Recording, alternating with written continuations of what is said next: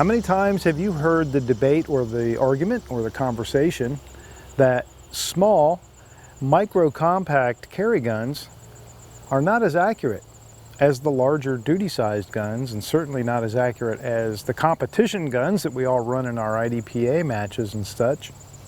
Well, I've given a little thought to that, and maybe you have too, but I thought I would come out today to the range and put that concept to the test. Can a very tiny concealed pistol like this Hellcat be as accurate and as shootable as this full-sized and then some 5¼ inch XDM? They're both chambered in 9mm. This one is obviously made for competition. Certainly could be used for duty. It certainly could be used for home defense. This one clearly is made for personal protection. This is meant to be carried concealed. But is it just as good for home defense? Is it just as good for a backup duty gun? Let's find out. One of the main points people will use to bolster their argument in favor of the large handgun being more accurate is the sight radius and the barrel length. Well, those two things really go hand in hand. And you can see that the XDM 5¼ inch has a considerably longer barrel and it has a considerably longer sight radius. And those things, I am not going to argue, do contribute to better shooting by the shooter. But does that mean that this gun is inherently more accurate than this one? All right, so I'm going to load 5 rounds each of American Eagle 124 grain ball ammo into the XDM 5¼ and the little Hellcat 3.3 inch. When we talk about self-defense, we typically talk about a distance of 7 yards. That has become sort of the industry standard at 21 feet.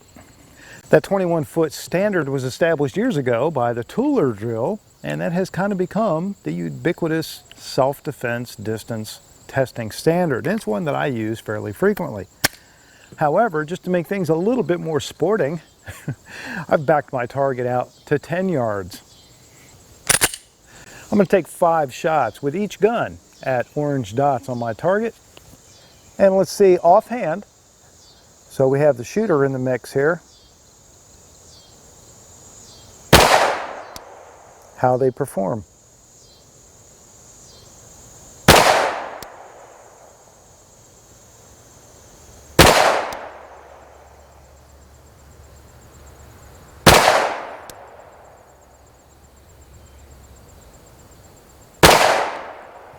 All right, I think the XDM did what XDMs do, and that's made a nice group.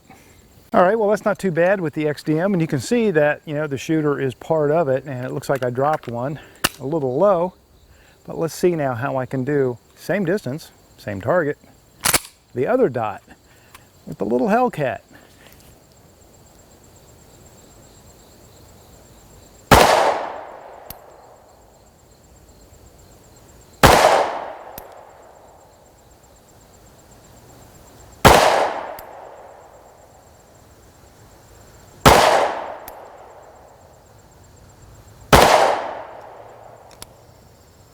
All right, let's go assess that target. All right, so with the XDM, it looks like we put at least a couple right there, maybe 3.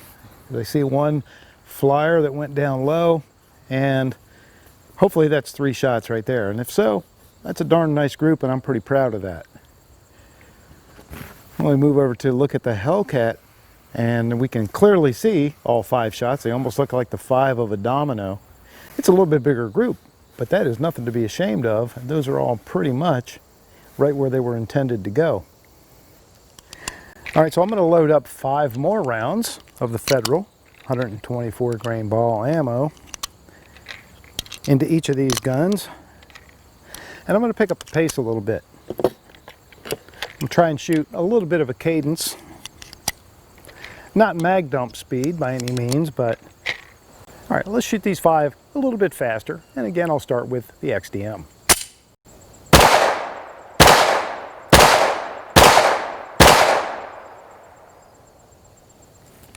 Hellcat.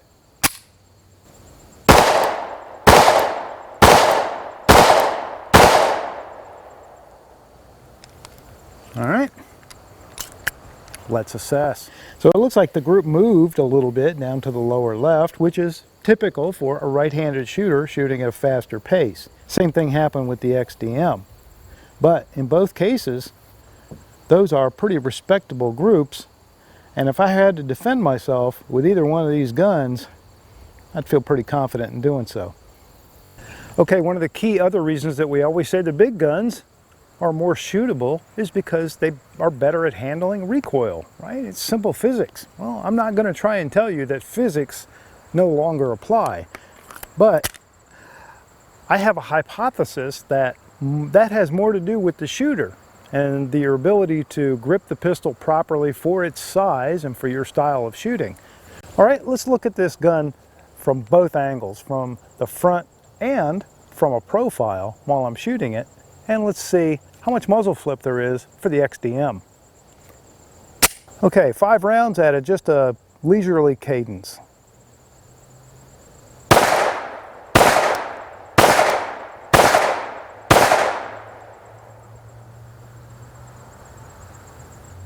Now, the same thing with the Hellcat.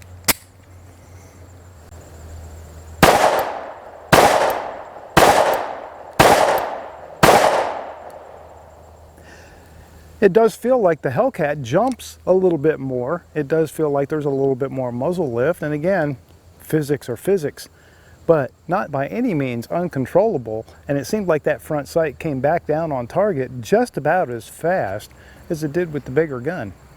All right, let's do a last 5 rounds from each. Same thing, we'll look at the profile and we'll look at the front angle, but we'll shoot them faster.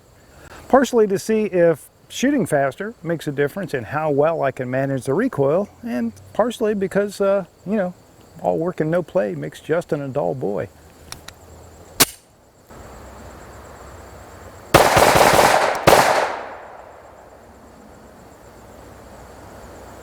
That's going to be hard to beat. That's pretty flat. Hellcat.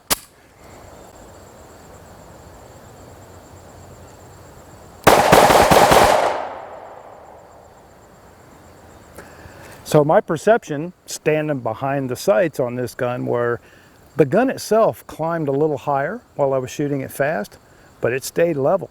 So it really kind of rose like this, more so than like this. That's what I was seeing. Camera may have picked up something different.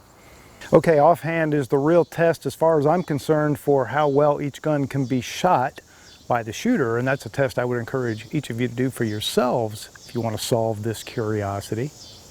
But to take me out of the equation a little bit, I've got a good rest, and I'm going to set up a target at 25 yards downrange, and let's see how each one of these guns can do when I really try. All right, first up, at 25 yards, the Springfield XDM, 5¼ inch. This is almost completely without argument a very accurate gun and one that's easy to shoot at distance. So let's see how it does.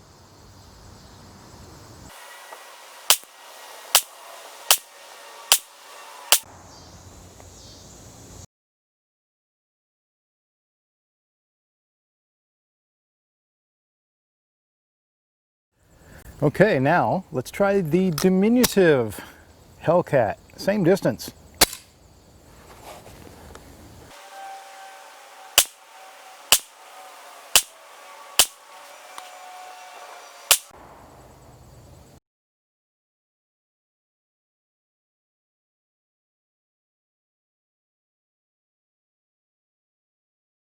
By the way, full disclosure, on my copy of the Hellcat here that I'm using today, I have installed the Apex aftermarket trigger, which is something new available for the Hellcat. And of course, a different trigger can influence the ergonomics of the gun, and maybe it influences the test. That's your decision to make, but now you know. So this wasn't scientific by any means, but I think it was a pretty fair comparison. I think it was a good way to analyze the differences between a large, long-barreled gun like the XDM 5.25 and a tiny self-defense carry gun like this Hellcat. And I think what I demonstrated to myself, possibly to you, is that it really doesn't make as much difference as we've been told.